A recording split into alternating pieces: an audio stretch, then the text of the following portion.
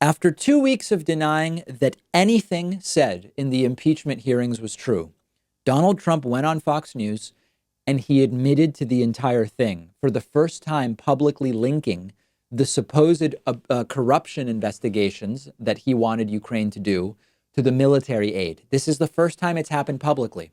You can't write a more ridiculous storyline. If this were a screenplay, it would be rejected immediately because it's too over the top. It's not believable.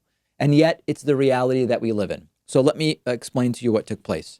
Donald Trump on Friday promoted an appearance on Fox and Friends after smearing impeachment witnesses, after denying that anything inappropriate happened, saying, quote, "I will be interviewed on Fox and Friends this morning at 8 a.m. I know that there's not much to talk about, but we will try to keep the conversation going. Enjoy." And indeed, it was an interesting conversation because in this interview, Donald Trump admitted to the entire thing, not on purpose. I don't think he even realizes that he admitted to the entire thing. I don't know that the average Fox News viewer realizes that Trump admitted to the entire thing that he spent the 2 weeks of impeachment hearings denying. In this clip, he admits that he asked on the phone call for Ukraine to investigate Biden. And he says, "I did ask them. And why should we give them hundreds of millions of dollars?" Linking the investigation request to the hundreds of millions of dollars in aid for the first time publicly. And I still want to see that server. You know, the FBI has never gotten that server. That's a big part of this whole thing. Why did they give it to a Ukrainian company? Are you sure they did that? Are you sure they gave it to Ukraine? Well, that's what the word is, and that's what I asked actually in my phone call, if you know. Right. I mean, I asked it very point blank because we're looking for corruption.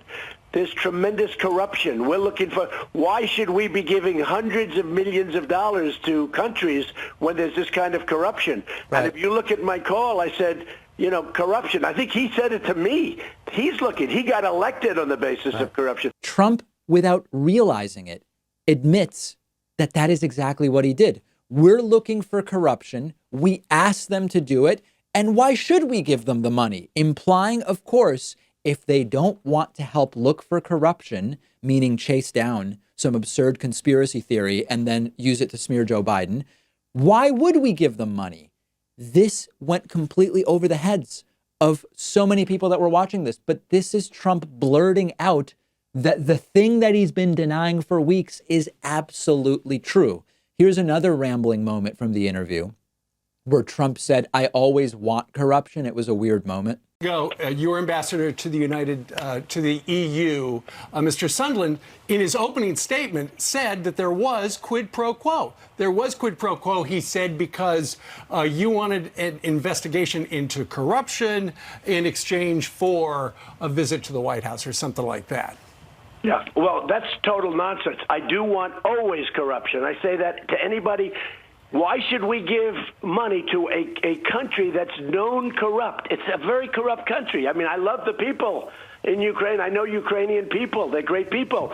But it's known as being the third most corrupt country in the world. Okay, so, I mean, I guess it seems pretty clear that Trump is not saying what he meant to say there. Is it a Freudian slip? Who knows? But once again, bringing up, why should we give them money unless they do what we say, unless they do what we ask them to do, which is investigate Joe Biden? He is admitting to the whole thing yet again without even realizing it. He's not admitting to it in the way that we might imagine would happen.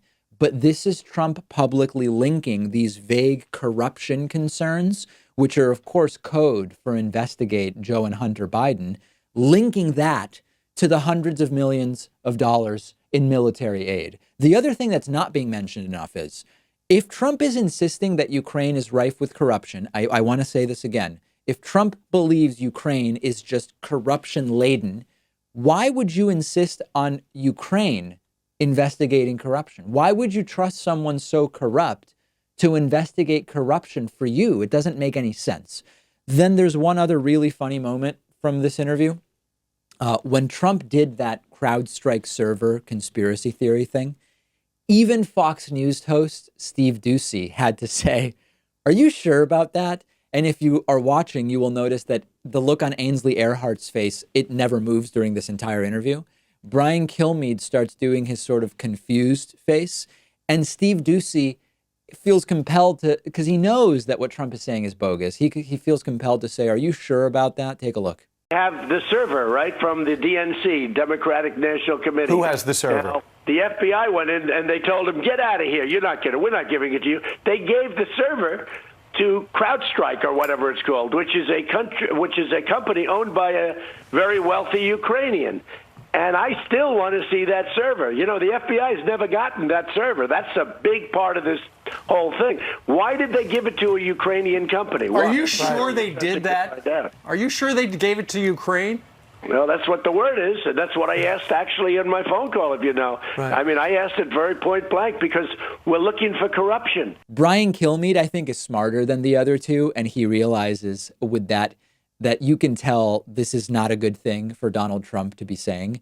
This entire fiasco went on for 50 minutes in a bizarre, rambling interview filled with self-incrimination, filled with lies. But understand, Trump believes it's smart for him to testify on his own behalf.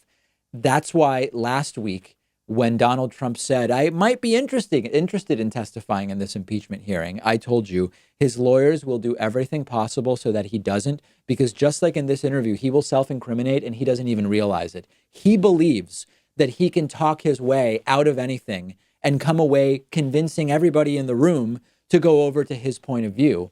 And case in point, Trump did this interview on Fox News and did not even realize that he admitted for the first time publicly that indeed the investigations he wanted Ukraine to do were indeed linked to the hundreds of millions of dollars in aid. People are getting death threats against themselves and their families for coming forward to testify about this. And Trump just blurts it out on live television. And of course, otherwise completely incoherent throughout the interview. This is an aside. It's an aside scandal. If Barack Obama had ever done one incoherently rambling word salad interview like this, Republicans would have immediately called for Barack Obama's removal under the 25th Amendment to the Constitution. Trump does it almost every time he speaks publicly. And not only do they stand behind him, they are almost smitten with his public persona and his public presence. It is something else. And I don't know when and how we are going to come out of it. I've suggested some of the ways, and I've talked about the uphill battle that it will be. But this is going to be a big, big recovery process for the United States if we are ever to undertake it and complete it. And I hope that we do. I hope that we do.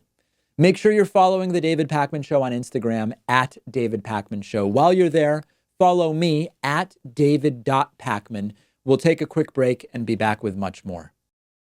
One of today's sponsors is privacy.com/Pakman. This is a free service that I've actually been using myself for a while now, and I love it.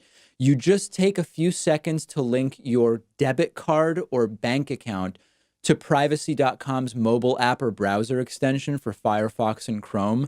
And what that does is allow you to instantly create virtual credit cards that are linked to your bank account so that you're not actually putting your real debit card number on the internet. And you use these virtual credit card numbers to buy things online. And with one click of a button, you have the ability to create multiple virtual cards, delete cards, freeze and unfreeze cards. You can put a limit on a card so a company won't be able to charge you more than you actually want them to. And it protects you from being hacked. It protects you from companies being hacked, which we've been talking about for a while on the program. And it's perfect for signing up for free trials somewhere if you don't want your real credit card number to be exposed and on file. And their app and browser extension let you autofill the virtual credit card number into the credit card field when you're buying things online. There are a ton of different advantages to shopping and paying bills with a system like this. Everything is totally secure and encrypted.